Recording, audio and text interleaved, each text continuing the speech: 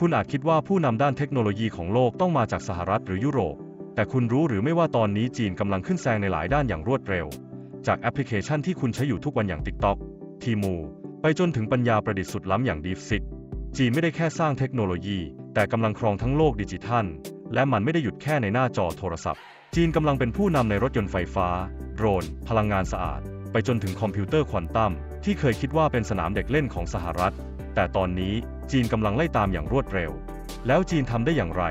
อะไรคือเบื้องหลังความสำเร็จที่เปลี่ยนจากโรงงานโลกยกระดับไปเป็นศูนย์กลางเทคโนโลยีระดับโลกวันนี้เราจะพาคุณไปเจาะลึกถึงกลยุทธ์ความลับและความทะเยอทะยานที่ทำให้จีนกำลังจะกลายเป็นเจ้าแห่งโลกเทคโนโลยี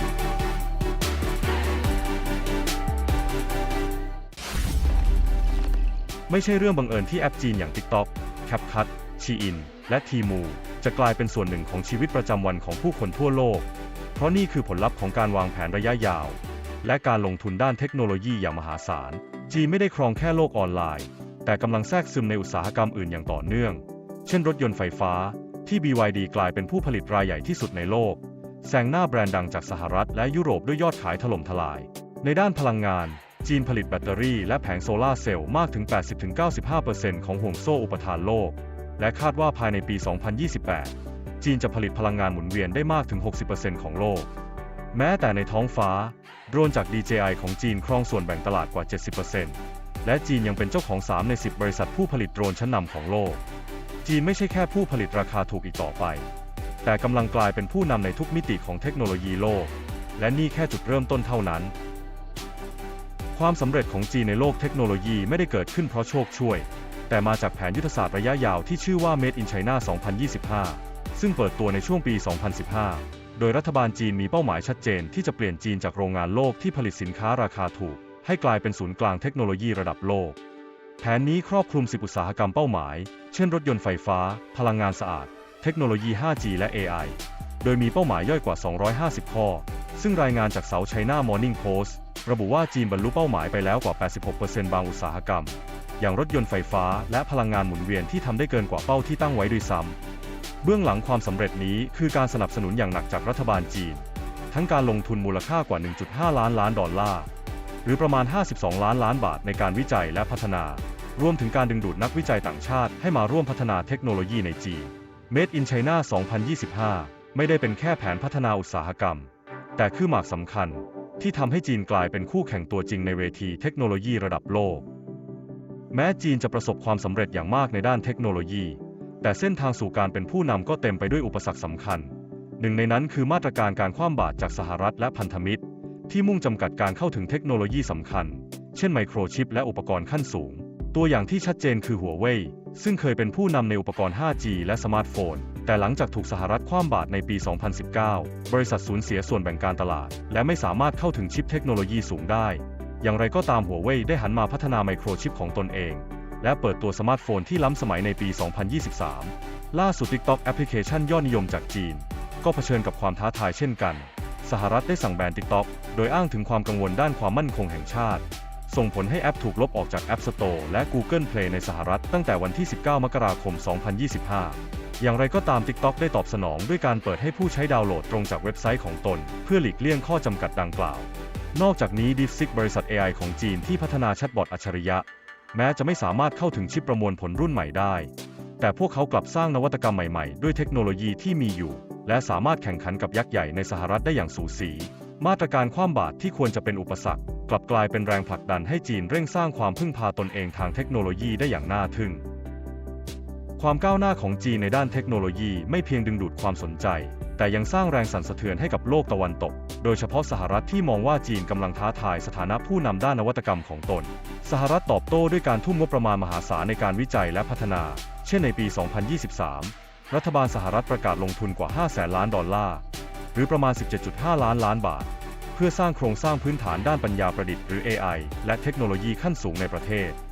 ความร่วมมือระหว่างรัฐบาลและบริษัทเทคโนโลยียักษ์ใหญ่อย่าง Microsoft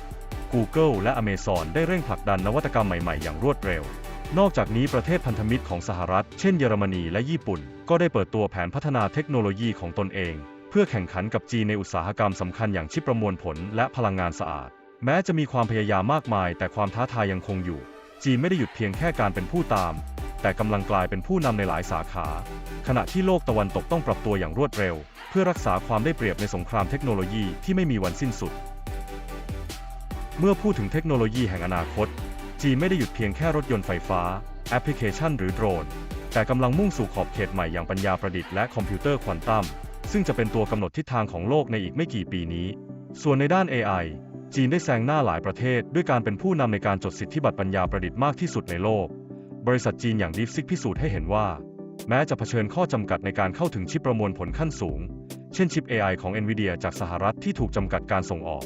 แต่พวกเขาก็สามารถพัฒนา AI ที่แข่งกับยักษ์ใหญ่ในสหรัฐได้อย่างสูสี